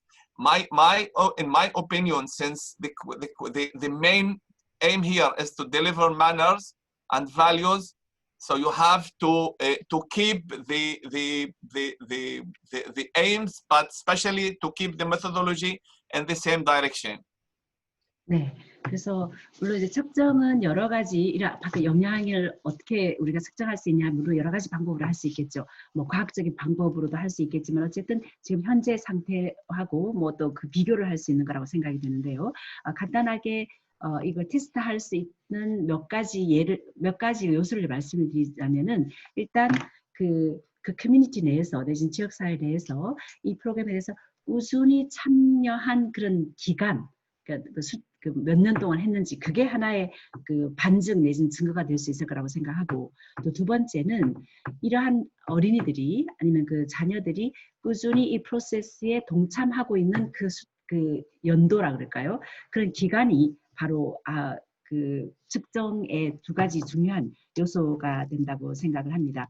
그래서 제 생각에는 이런 여러 가지 매너라든가 어떤 가치를 전달하는 것이 우리의 목적이고, 또 이러한 것들을 꾸준하게 우리가 유지를 해야 된다고 생각을 합니다. Thank you, Gazi. 그리고 이제 브라이튼 대학교에서 그 국제평화축구 조금 합 역할을 해왔던 브라이튼 대학교에서 그 학장 겸 그 국제평화축구 국장 토머스 카타 오셨는데, 다음 질문은 토머스를 위한 질문이라서 상당히 좋은 타이밍이었습니다. So the next question is for you, Tom. Thank you for joining us. We're very happy to have you. And it's from Unchan Kim, who's a university student, and he says, what work specifically is Football for Peace International in Brighton undertaking nowadays? Right. Yes, thank you very much, Dan. And I will try to be as brief and as clear as possible on this. Well, given the conditions that everyone is facing right now, Football for Peace in Brighton is in the process of doing three different things. One is planning to reinstate and start operating training camps beginning in February, hopefully, if conditions can hold and there isn't another lockdown within the UK, or particularly within East Sussex, where the University of Brighton is. Would you like to go? Or? 네, 우선 간단하고 좀 명료하게 말씀드리겠습니다. 지금 현재 우리가 직면하고 있는 상황에서 특히 이제 그 풋볼 피스에서 브라이튼이 어떤 것을 하고 있는지에 대한 것들을 말씀을 드리겠는데요. 우선 세 가지를 말씀을 드릴 수가 있겠습니다. 우선 첫 번째는 그 트레이닝 캠프를 다시 이제 재개하는 거가 되겠는데요. 특히 이제 코치 트레이닝 그런 코스가 되겠습니다. 지금 아시다시피 이제 코로나 때문에 락다운 상태가 또 지속이 되고 이렇게 반복이 되고 있는데, 내년 2월을 현재 상황이 악화되지 않는 한 그것을 목표로 하고 있습니다. 특히 우리 브라이튼 대학이 있는 그 이스트엑스 지역에 또 다시 코로나가 창궐하지 않는다면 이것을 가능하다고 생각합니다. A second thing we are doing is we are currently reviewing our position and reviewing our strategies given these circumstances, as to how we might be able to continue or facilitate the important aspect of all of the Football for Peace programs, which is the exchange of ideas and the exchange and the cultural exchange of experience between the different programs. 네, 그럼 두 번째는 저희의 입장, 현재 우리가 위치 그리고 우리의 전략을 지금 코로나 상황을 감안을 해서 다시 한번 검토를 하는 건데요. 어떻게 하면 이러한 것들을 우리가 계속할 수 있을 것인지, 아니면 어떻게 이것을 퍼실리테이트 할 수 있을 것인지에 대한 건데, 왜냐하면 우리의 중요한 가치는 아무래도 서로 의견을 교류를 하고 또 문화와 경험을 그렇게 교류하는 것이지 않습니까?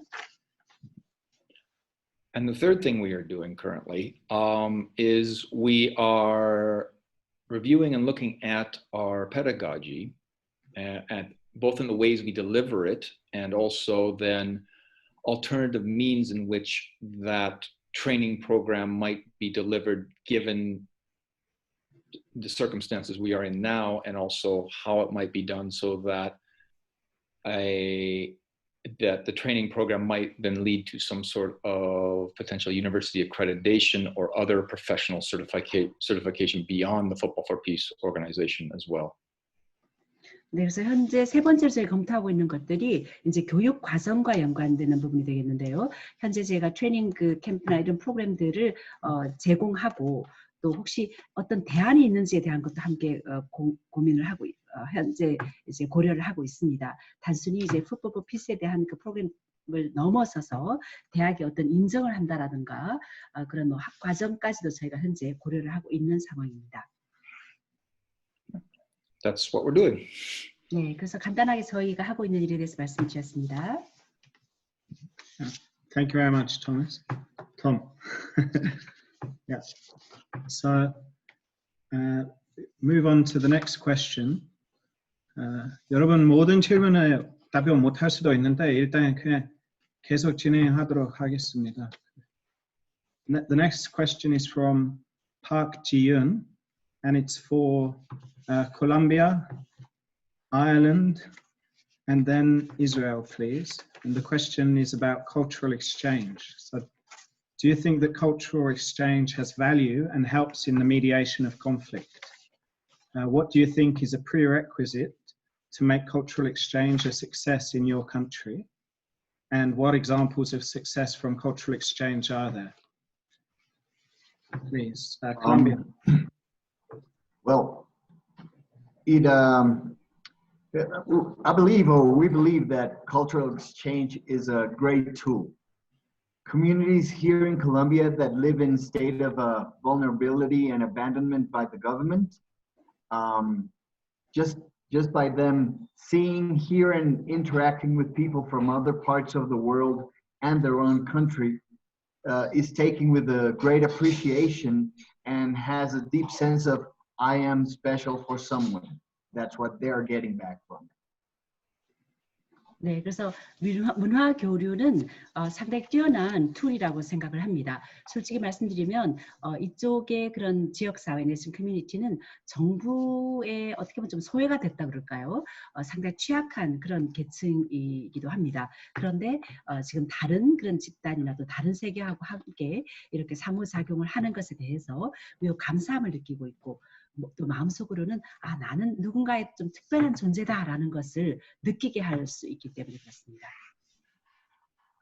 In fact, as Ghazi said, as us as neutral moderators, and as Tom said,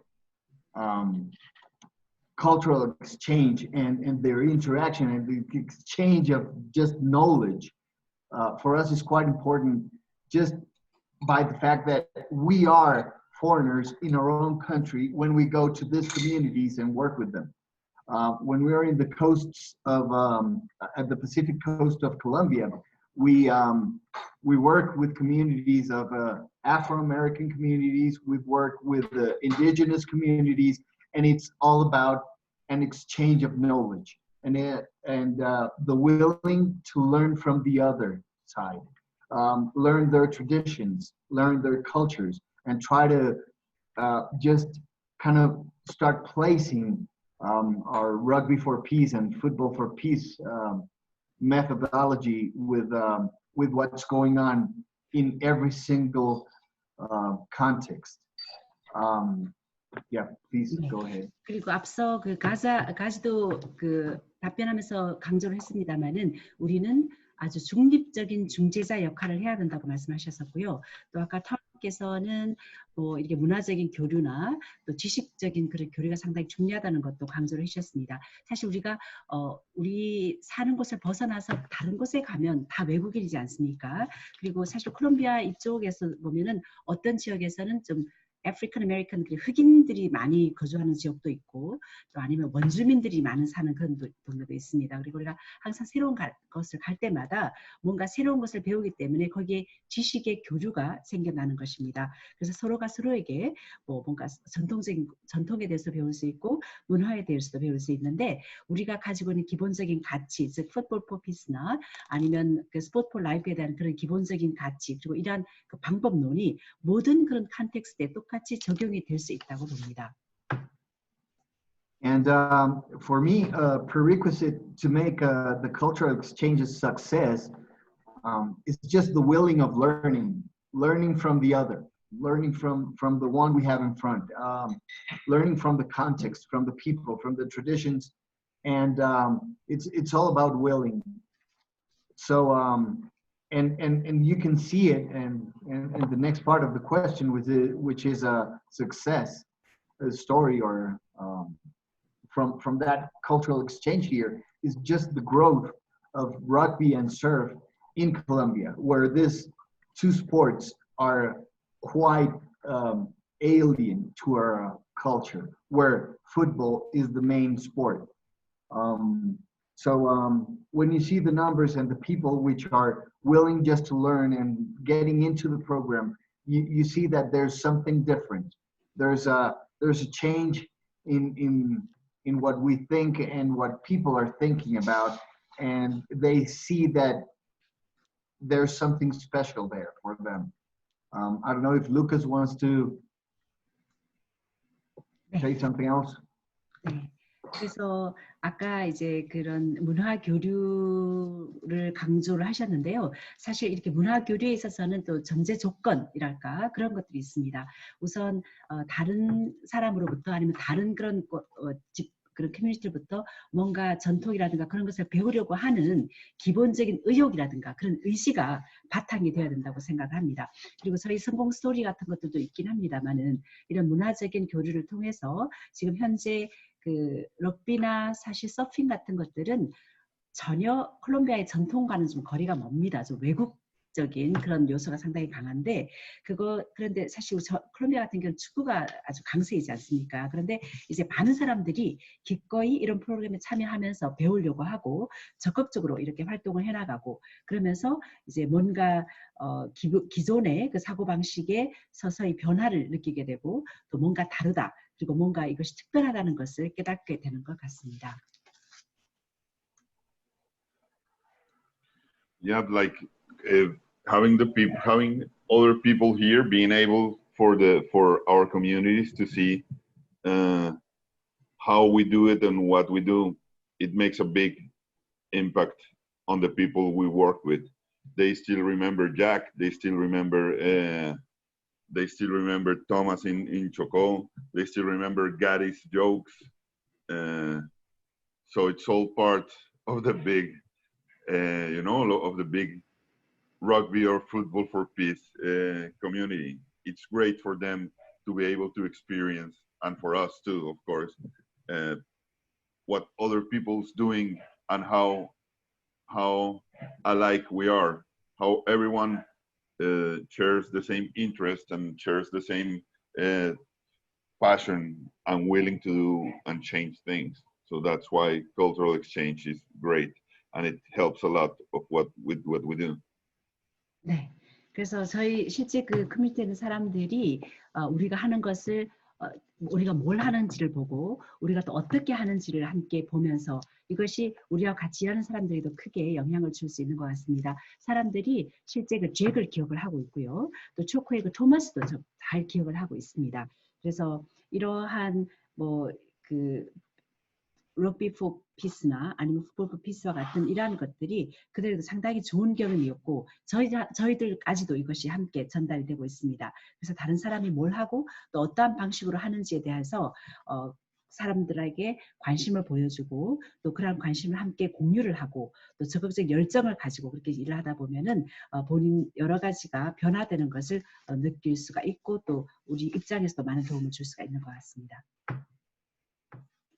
Thanks. So now from Ireland, but I'm aware that time is flying, so maybe a slightly briefer answer, please. Sorry.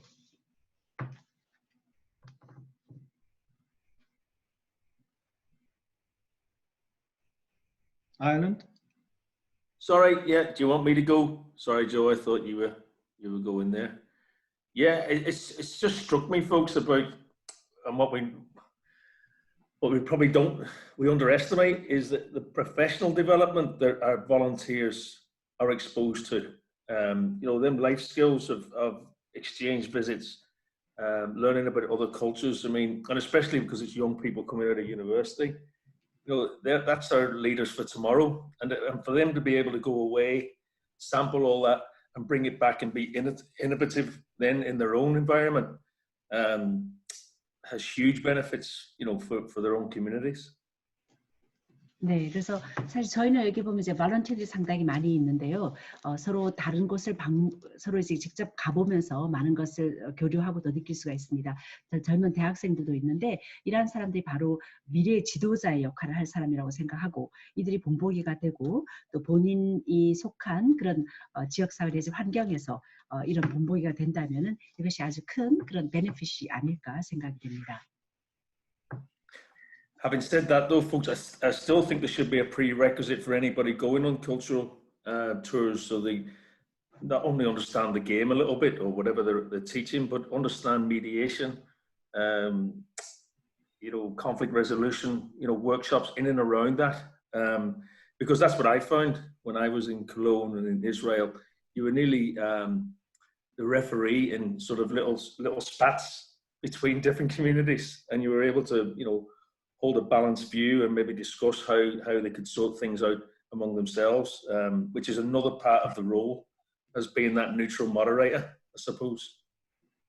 네, 그리고 또 이것을 제대로 하기 위해서는 좀 기본적으로 갖춰야 될 것들이 있는데요. 앞서 또 언급이 됐던 부분이긴 합니다만은 어떤 중재자 역할도 잘 해야 되고 또 갈등이 있으면 갈등 해결하는 그런 역할도 가끔 해야 되는데 이러한 것들도 저도 워크숍을 통해서도 배울 수가 있었습니다. 제가 이스라엘에 갔었을 때는 그 커뮤니티의 그 심판들의 그런 역할 그리고 좀 더 균형 잡힌 어느 쪽으로 치우치지 않은 그런 견해를 가질 수 있도록 그런 역할을 적절하게 잘 해야 된다고 생각을 합니다.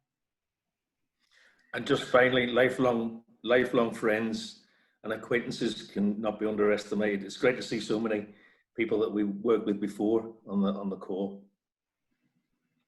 네, 저희들하고 함께 뭐 같이 일했던 그런 사람들의 그런 역할도 절대 우리 과소평가하지 않아야 된다고 생각합니다. 왜냐하면 그런 사람들이 정말 어떻게 보면 평생 친구가 될 수 있거든요. Thank you, Kevin. Ghazi, just briefly, please. Sorry to cut you all short. Yeah, okay. So cultural exchange, I think, has a great value and contribute in the mediation of the conflict by building trust, contribute to the understanding of the other culture, tradition, rights, music, language, but more than all of this, also knows the other's pain and let's say dark aspects of his life. So this can contribute, and so with the time, and if you run the project for many years, it has a positive effect, especially with the involvement of the parents. To make the cultural exchange success, we say for tango you need couple. So both sides, from the separated or divided community, need to be committed to the exchange. And an example for that, I have an exchange in the international level with Kaukab as Arab community, Misgab as a Jewish community, as I mentioned, the mediator with Cologne school, where we all have the link together to a cultural exchange. 네, 그래서 문화적인 교류는 아주 소중한 가치이기도 하고요. 또 이렇게 갈등을 중재하고 또 해소하는 데 나름대로 기여를 한다고 생각합니다. 이런 걸 통해 가지고 신뢰감도 쌓을 수 있고 또 서로 간의 문화라든가 전통, 또 사람들이 갖고 있는 권리나 그 사람들의 언어, 문화, 음악 같은 것도 그 사람들의 아픔도 같이 공유할 좀 더 잘 이해할 수 있다고 생각을 합니다. 그리고 이렇게 오래 이렇게 하다 보면은 경우에 따라서는 어떤 부모님들도 같이 그렇게 참여한다라는 그런 좋은 효과도 있는 것 같습니다.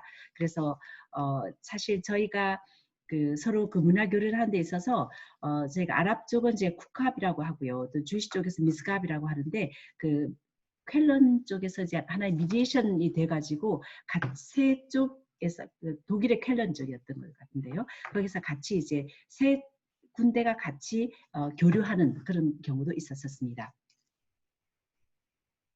Thank you very much, Ghazi. Yeah. So, 여러분 상당히 긴 시간 동안 아주 열심히 집중하고 계시고 영어하고 통역 계속 열심히 들어서 너무 감사합니다. 우리 몇 개 질문만도 하고 그다음에 추가 질문 할 수 있으면 하고 한 20분 정도 또 진행하도록 하겠습니다. 그래서 다음 질문은 한정 씨 주셨는데요. 네. So the next question is for Colombia, and it's from Luna, who's with us here, and she wants to know: are there any opportunities for Koreans or other foreigners to travel to your region and participate in your F4P, R4P programs?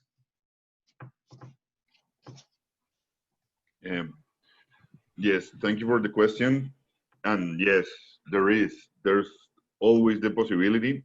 What we found is like, if we structure it as a rugby for peace or football for peace training camp, it works better, so if we can put, we've been discussing that with Thomas, to go ahead and do another camp or make a camp each year when people can, the people we work with can experience some new cultural exchange and meet some new people.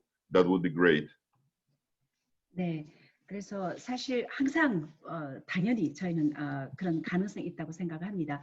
그리고 이제 럭비 포 피스나 아니면 풋볼 피스 이런 트레이닝 캠프 같은 것들도 고려를 해볼 수가 있는데요. 사실 토마스하고 좀 더 상세한 논의도 필요한 부분이기도 한데, 이거 말고도 다른 캠프도 또 같이 할 수 있는지에 대한 것들, 그리고 뭐 빈도가 매년 해야 될 건지에 대한 그런 것도 같이 좀 논의가 돼야 될 것 같은데, 사실 이렇게 하다 보면 같이 일하는 사람들한테도 새로운 좋은 경험이 되지 않을까 생각이 됩니다.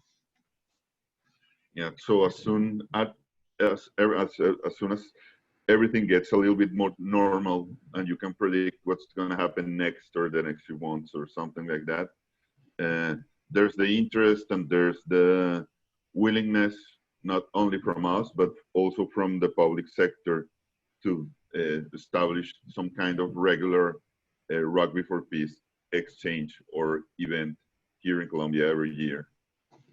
네, 그래서 모든 것이 좀 정상화되게 된다면, 사실 언제가 딱 단언할 수는 없지만 그렇게 되기를 바라고 있고요. 기본적으로 사람들이 관심을 가지고 있고 또 의욕도 가지고 있습니다. 그래서 이러한 행사들을 정기적으로 매년 하게 될지에 대한 그런 부분도 조금 더 정리가 돼야 되지 않을까 생각합니다. 네, 그리고 여러분 다른 나라에 가보고 싶으시면 우리한테 연락하세요. 함께 이 프로그램에 참여하고 있는 강빈 씨도 재작년에 영국 가서 트레이닝 받았습니다. 그래서 모든 것은 열려 있습니다. 네, 다음 질문으로 넘어가겠습니다. The next question is from Min, and it's for Brighton, and he would like to know, how do you plan to develop Football for Peace moving forward? Please, Tom. Well, that is the £1 million question, isn't it? Really. We're in constant discussion and reflection on how we might move Football for Peace forward. And as Lucas just said in answering the previous question, when we have a better idea of how we might be able to predict what can be done and what can't be done, there will be a number of different things we might be able to do. Let me close my answer with that by just saying we are looking at ways in which we can strengthen the existing partnerships between the current projects and facilitate movement between the different projects, but also then assessing and looking for where we might also find new partners for projects elsewhere in the world as well. 네, 그래서 저희가 이런 부분 아주 어떻게 보면 정말 아주 중요한 질문이라고도 볼 수 있겠는데요. 저희가 지금 앞으로 지금 현재 하고 있는 것들 그리고 이런 부분에서 많은 검토를 하고 또 고려를 하고 있는 것이 사실입니다. 루카스 잠깐 언급했었습니다만 사실 지금 현재로서는 미래를 예측하기 좀 어렵긴 하죠. 그래서 이런 건 해야 되고 아니면 이런 건 조금 좀 지양을 해야 된다 이런 여러 가지가 생각이 오고 가고 있습니다. 그리고 지금 현재 기존의 그런 프로그램하고 또 다른 프로그램하고 서로 파트너링을 하는 것에 대해서 그런 파트너링을 좀 더 강화하는 것도 현재 고려 중이고 또 새로운 프로젝트도 또 다른 나라에서 또 어떻게 진행해 볼까 그런 것도 지금 현재 고려 중에 있긴 합니다. Thank you, Tom. And our next question is addressed for Colombia, and it's from Son Jong-do from Korean Sharing Movement. And he asks, do you engage with the parents of participants? And if so, how? And what has been the impact of that? Please. Yes, we do, and we do it constantly. Because, like we told you before, both surf and rugby are really far away from what the Colombian culture or the Colombian traditions are. So we have to go first through the parents for them to be able, from them to not allow but to sponsor or get the kids, let the kids engage in what we do.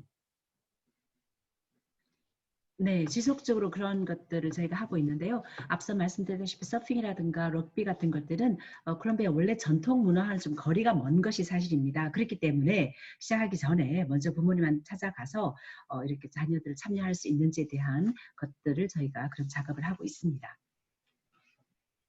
I'll tell you a couple of anecdotes that might illustrate what we're doing, or why do we need to engage the parents too. And the first time we got a cultural exchange for some of the kids from the surf program, we had to go there and explain the parents. They were going to Australia. So we had to go there and explain the parents how far away Australia was. They wouldn't understand why or how, when it was day in the Pacific, in the Colombian coast, it was night in Australia. 네, 그때 저희가 우선 그 몇 가지 그 사례를 우선 말씀을 드리자면은 우리가 뭘 하는지 뭐 어떻게 하는지 왜 해야 되는지에 대한 것들 이해를 시켜야 되기 때문에 이런 문화 교류를 처음 시작했을 때는 자녀들 특히 이제 서핑 프로그램이었었는데요. 먼저 부모님한테 찾아가 설명을 드렸거든요. 서핑을 하려면 우선 뭐 호주까지 가야 된다 그러면 부모들로서는 호주가 어디에 있는지 얼마나 먼지 이런 것도 감을 잘 모르는 경우가 많이 있었고요. 또 시차가 뭐 여기는 낮인데 거기는 밤이다라든가 이런 거에 대한 이해도 전혀 없었던 그런 상태였었습니다. 부모님들께서요. Yeah, so we constantly need the parents to tell us also they're a great indicator or of how we're doing things. You know, we constantly go off pitch while they're doing the sessions and talk with the parents and see how the week has been for them, you know, how the kids have behaved during the week to see if we're really making an impact on how the kids are behaving.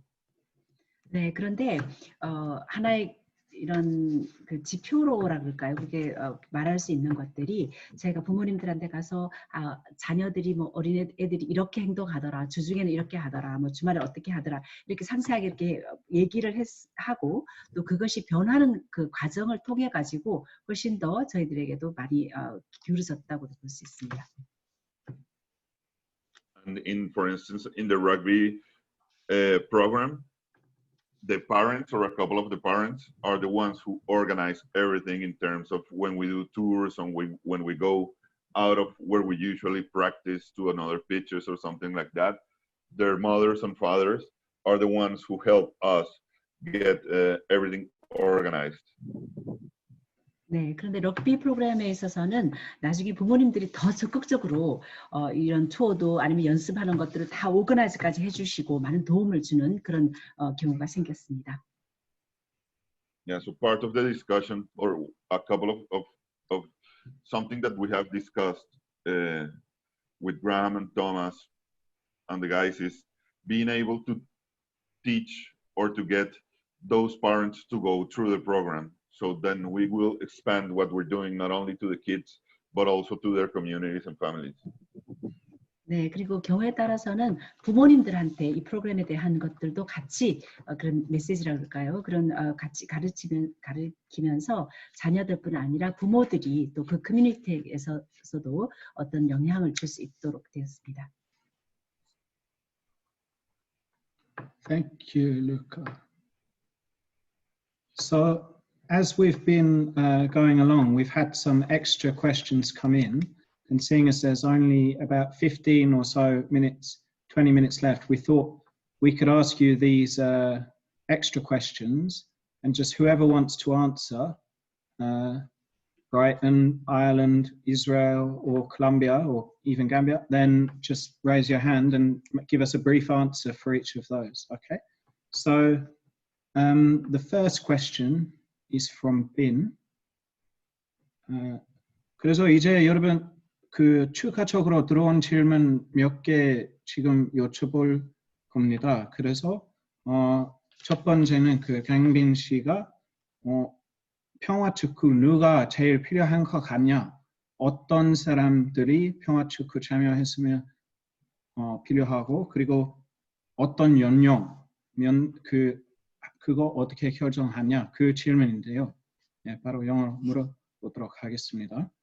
So the first question, and anyone can take this up, is who do you think needs football for peace the most? What type of people need it the most? And in particular, what age range do you think need it the most? So if any of you want to come in on that, just raise a hand and we'll give you the floor.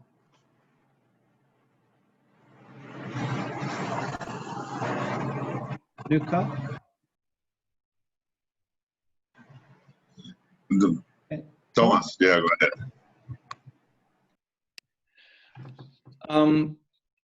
Well, I think basically everybody needs elements of what we do, whether it's children or, as Lucas identified, parents or community leaders or people professionals who are working in various sorts of aspects. In terms of who gets targeted then for the delivery of the program and to affect social change, in most cases, it's important to work with younger people, particularly children, because of the evidence of various social research that has been done and psychological research that has been done, that people are more willing and more willing to change when they are younger, as they are questioning values and that, than compared to people who become more set in their ways or are used to doing things one way and don't want necessarily that change in terms of introducing these values. And change takes time. And so working with children as they grow up who become parents and then teach their own children those values is a more likely route for actually affecting that change.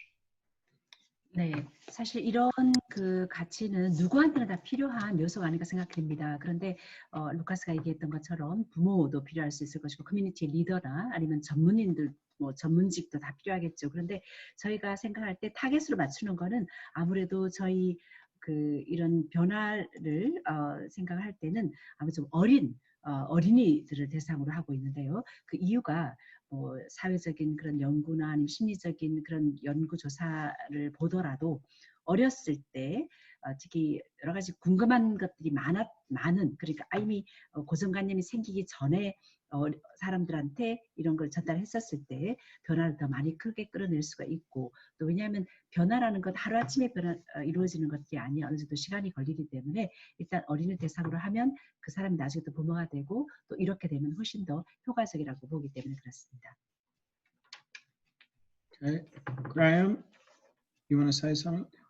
Yep, I also add what Tom's saying. I think it's important that the methodology is adaptable to different age groups. And so how you're teaching younger children is going to change as they grow up, and even how you train the adults. So when we do our coach training, they are basically going through a similar experience to an 8-year-old child or a 12-year-old teenager or 13-year-old teenager that's going through the project. But you wouldn't necessarily talk about helping mummy and daddy do the washing up as a, responsibility. You would change it to about personal responsibility, and you might frame it to their context as a teenager, as an 18 or a 19-year-old, and the challenges that they are facing at that point in their lives. 네. 아까 말씀하신 것에서도 전적으로 동의를 합니다. 그런데 저희는 이제 나이에 따라 가지고 조금 이제 적용하는 방법을 조금 달리 할 필요가 있다고 생각이 되긴 합니다. 그리고 이렇게 코칭을 할 때 보면은 제가 좀 유사한 그런 경험을 하고 있는데요. 8살이나 12살이나 13살 이런 게 프로젝트를 할 때 부모가 모든 것을 다 해주는 것이 아니라 이제는 스스로 어떤 책임감을 가지고 할 수 있도록 그렇게 되어 있고요. 또 뭐 티네이저 18세, 19세에 에 있어서는 또 다른 그런 방식이 또 적용이 돼야 될 거라고 생각합니다. Thank you. And Tom? Yeah, just to give an example of the appropriateness of who might be the target audience of this. One of the things we do at Brighton is the student volunteers and the student coaches and the people we train in Southeast England, many of them then go into schools and deliver Football for Peace sessions to kids in primary schools and secondary schools in environments where there may be conflict, but it's not the expected sorts of environments that we're talking about, where we have the projects in Korea and in Colombia, where there is that structural violence. So as Graham said, the methodology is quite adaptable for being delivered in a variety of contexts as well as to a variety of age groups. 네, 그래서 누구를 타겟을 하는 것이 가장 적절하냐에 대한 질문이었었는데요. 사실 저희가 있는 이 브라이튼에서도 보면은 그 학생들 발런티어들이 상당히 많이 있습니다. 특히 이 지역에 있어서 저희가 보면은 이 풋볼 포 피스나 이런 것들을 하는 데 있어서는 나중에 뭐 이 사람들이 또 초등학생이나 아니면 중학생들한테도 이러한 가치를 전달하는 것들이 많이 봤었습니다. 그리고 또 그 방법론도 각국이 처한 아니면 각각 그 지역 사회가 갖고 있는 그 상황에 따라 가지고 다양하게 저희가 방법론을 조금 조정 내지는 적용해 나갈 수 있다고 생각합니다. Yeah, Gary, thanks for joining us, please. No problem. As someone that actually was a school teacher for over 10 years prior to moving into university education, I can tell you that established behaviours develop in childhood and are usually reinforced between the ages of 8 and 14. And that is where children learn certain values, attitudes and behaviours. And that generally, I would say, is the most important age range actually to aim the programs at.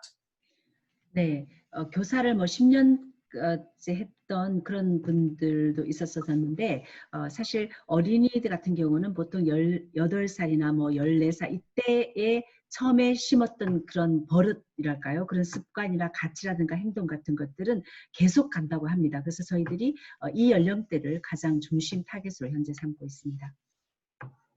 Can I also add that we've been doing some work recently with trainee teachers, and this month is Black History Month, and we have been using Football for Peace methodology to recognise the Black Lives Matters campaign, using the methodology with respect to developing young people's appreciation for diversity in society, and in order to understand the value of trust, respect, responsibility, equity and inclusion.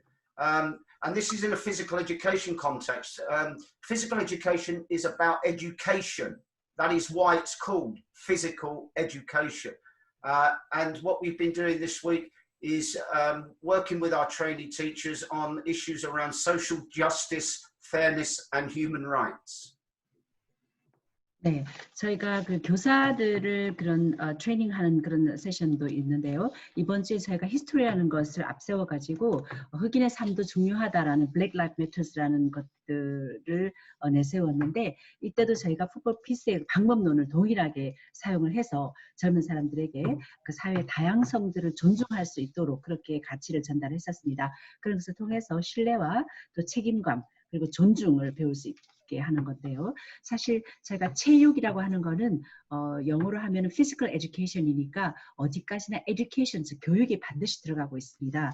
그래서 이번 주에 저희가 그 교사들 트레이닝 할 때도 사회의 어떤 정의감 그리고 평등, 인권 이런 부분에 대해서 저희가 확대를 해서 적용을 했습니다. Thank you, Gary.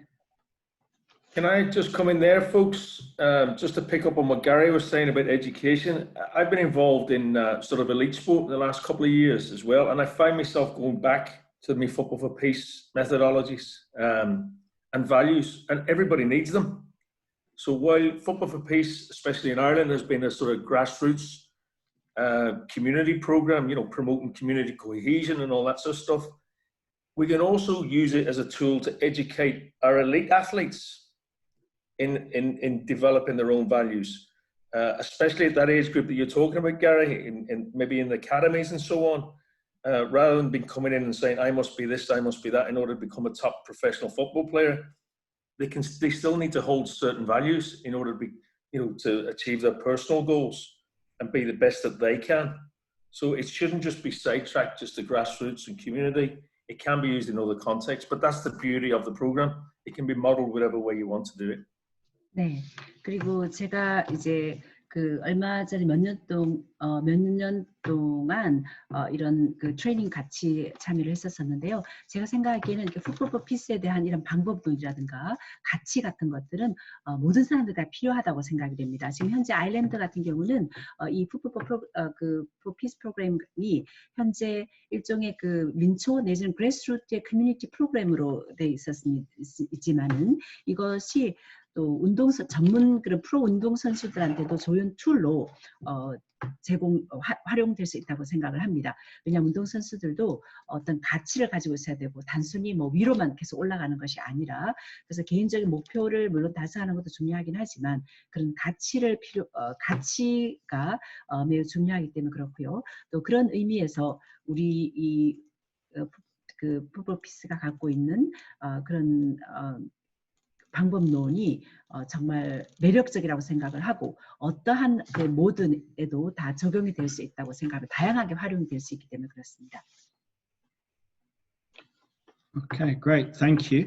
So I would like to ask a question now to Ireland, Israel, and Colombia respectively, and that is just for our listeners here in Korea, and when we distribute this video to our other coaches that couldn't join us tonight, what advice would you give to somebody embarking on an adventure in cross-community relations projects that use sport, or in our case it's peace education? But what advice would you give to someone starting out their journey as a Football for Peace coach, if you will? So just as you're thinking about that, just a brief answer from Ireland, Israel, and Colombia. I'll just let them know. 그래서 이제 여러분 거의 근황하는데 제가 여쭤본 것은 아일랜드하고 이스라엘하고 콜롬비아 경험에서 뭐 다른 나라에서 뭐 한국에서 누가 이 지역한 스포츠를 활용하는 평화교육이든지 그런 프로젝트를 시작한다면 어떤 조언을 줄 수 있냐 제가 여쭤봤는데 이제 각 나라별로 듣고 마무리할 수 있을 것 같습니다. 네. Kevin, is that you going? Yeah, I can come in with that, I suppose. Come with an open mind, folks, and a growth mindset.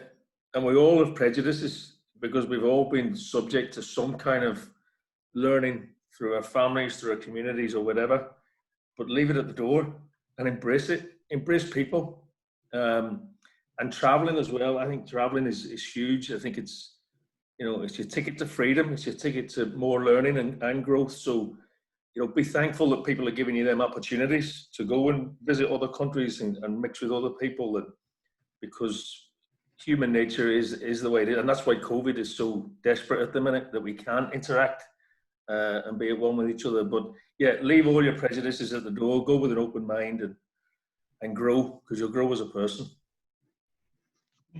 우선 그 오픈 마인드를 가지라는 거를 제가 특별히 강조를 하고 싶습니다. 왜냐하면 사람들은 본인이 어떤 가족에서 받았건 아니면 커뮤니티에서 받았건 거기서 배웠던 것에 대해서 아무래도 편견이 점점 더 자라고 있거든요. 그 사람들을 좀 더 많이 포용을 하고 가능하면 또 여행도 많이 떠나라고 그렇게 얘기를 하고 싶습니다. 그렇게 함으로써 우리가 자유를 느낄 수 있고 또 뭔가 더 많이 배울 수 있기 때문에 그렇습니다.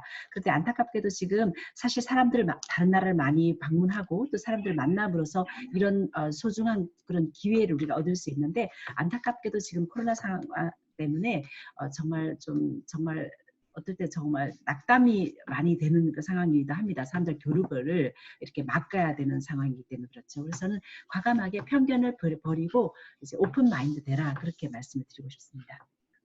Thank you, Kevin. And Ghazi, you look ready? Yeah, so I agree with Kevin. For anyone who needs and who has ambition to get involved in such a project, he needs to be open-minded to know a new culture and a new way of life. He got to come with a knowledge about the culture, about the traditions among the communities that he's going to be involved in. And he needs to be occupied with a rich bank of ideas, of activities, of anything which can facilitate his involvement among the communities. And finally, he has to have a sense of humor and a big stomach ready for a new food and maybe different food that he's used to. 네, 그리고 앞서 말했던 그 분의 말씀에 저도 전적으로 동의를 하고요.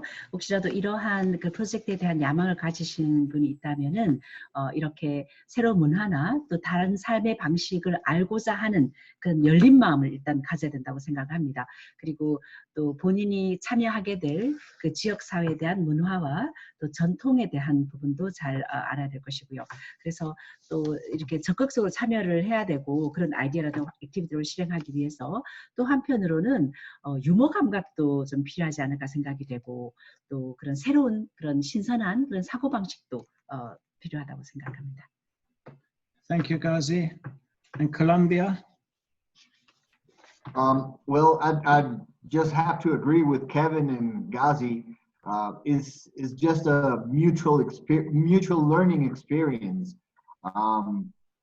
and you have to be very willing to knowing what you're getting into, because you have to have a really open mind about the context, the people, their situations, their cultural experience, and their traditions, in order to be able and just learn and absorb from them. Once you've done that, it'll be easier just to get into that exchange process and be able to work together.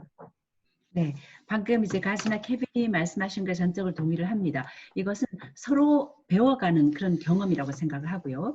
또 여러분들이 하고자 하는 것에 대해서 적극적으로 알고자 하는 그런 의욕도 우선 갖추고 있어야 된다고 생각합니다. 어떤 컨텍스트인지 그 사람에 대해서, 상황에 대해서, 문화적인 경험이라든가 전통에 대해서도 상당히 열린 마음을 가지고 있어야 되고, 그렇게 되면은 우리가 뭔가 더 많이 배울 수 있고 또 해결 방안도 찾을 수 있을 거라고 생각하는데요. 일단 이걸 하고 나면 그런 프로세스 교류 그 프로세스에 일단 들어가게 되면 그 다음부터 좀 쉽게 모든 것이 열리지 않을까 생각합니다. Thank you, Gonzalo. 예, 그리고 여러분 제가 몰랐는데 남아공에서 손님이 왔습니다. 그래서 남아공 어떤 대학교에서 교수님인데요. 그분은 학교에서 이 방법으로는 남아공 학교에서 어떻게 투입시킬 수 있는지에 대한 연구하고 있습니다. 그 콜롬비아라고 하는데요. 우리 질문 안 물어보면 너무 아쉬울 것 같아서 제가 한 질문만 콜롬비아에게 물어보겠습니다. Cora, thanks for joining us. Hi, thank you so much for joining us.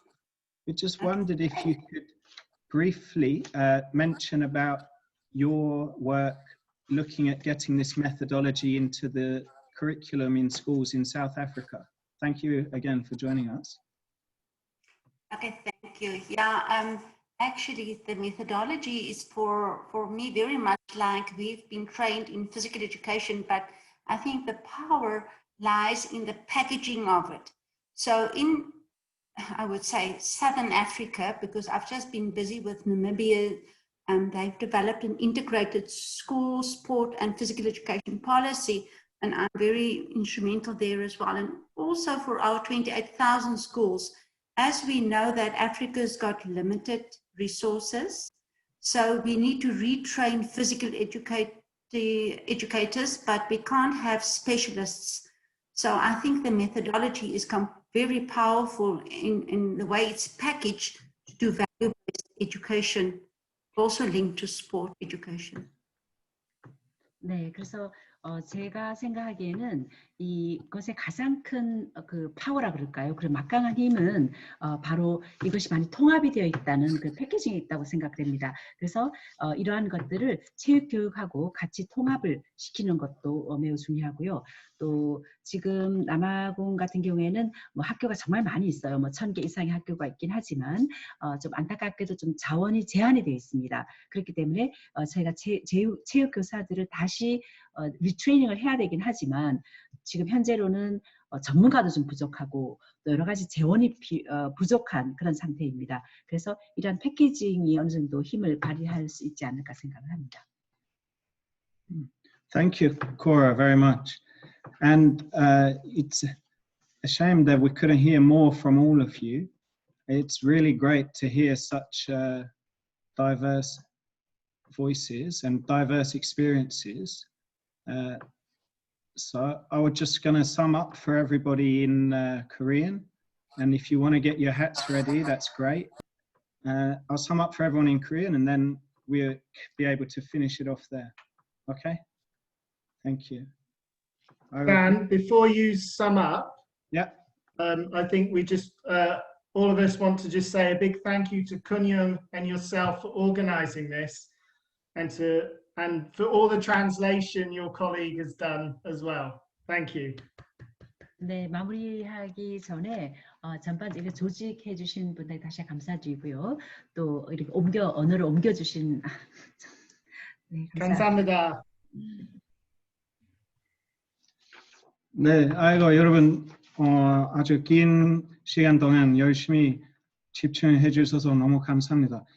저 이게 들으면서 좀 첫 번째 여러 개 다른 생각 계속 했는데요. 그 첫 번째 든 생각은 이 다른 나라에서 이 다른 지역에서 이미 그 타자랑 그 상대방이랑 이미 사업 프로젝트 진행하고 있어요. 그래서 우리랑 그런 기본적인 차이점이 있는데 그래도 우리는 이 다른 나라로부터 많이 배울 수 있다고 생각합니다.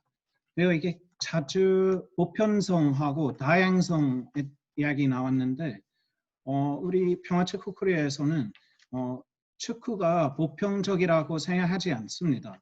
방금 들었듯이 다른 나라에서 이 방법론 가지고 뭐 럭비든지 서핑이든지 춤추는 것이든지 그리고 그 Black Lives Matter 흑인 생명 소중하다 같이 이 방법론을 활용하고 있다고 합니다. 그래서 이 축구가 중요한 것이 아니라 그 접근 도구로서 활용하는 것이 중요하다고 생각합니다. 그리고 그 보편성은 이 체육 활동은 인기 많다는 거예요. 그것은 당연히 정확 100% 그것은 보편적입니다.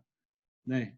그리고 또 들으면서 좀 우리가 고민할 수 있는 부분은 일단 누가 편견을 제일 많이 가지고 있는지 계속 어린이보다 어른들은 편견이 더 많이 있으면 그럼 우리 사업에 우리 평화교육 사업이든지 이런 사업들 왜 어린이랑 하고 어떻게 어른도 접촉할 수 있는지 그리고 우리 이 사업 이따가 그 갈등 상황에서 진행할 때 어떻게 중립적인 중재자 될 수 있는지에 대한 고민도 필요한 것 같고 그리고 이게 이 체육은 모든 거 해결할 수 없어요. 일부만 그 퍼즐 중에 한 조각이다. 그래서 외부 요인을 다 통제할 수 없으면 우리는 할 수 있는 것만 열심히 하면 좀 일부 평화구축에 기여할 수 있지 않을까. 네, 그리고 역시 교류를 통해 우리 다 많이 배울 수 있다는 좀 계속 생각해서 특히 최근에 국제 교류 참 어려워졌는데 이런 줌이라도 그 아이디어 그 생각 교류하는 것은 아주 중요하다고 생각합니다. 그래서 긴 시간 동안 들었고 그리고 그 참여자들은 새벽 5시부터 이렇게 다른 시간인데 또 우리 위해서 나와서 설명해 주셔서 우리 그 사람 위해서 한번 큰 박수 쳐볼까요? 와. So thanks everybody. And a big clap for you all. Thanks for joining us. And let's hope that we can do some more activities in the future. Okay? So thank you everybody. And very great hats. I think. Well, Ginny's Thank you. Thank you. Thank you. We hope to see you in Colombia. Bye. Yeah, have a good morning, Colombia. Thank you, everyone. See you. Bye. Great to hear from you, Gazzy. Bye. Take care, Joe. Take care, Kevin. Bye, bye, bye, Kevin. Bye, everybody. Bye, everybody. Good to see you, Gary. Bye-bye. Graham, Tom. Oh, it's Gang Jin. All right. Cheers, guys. What's that?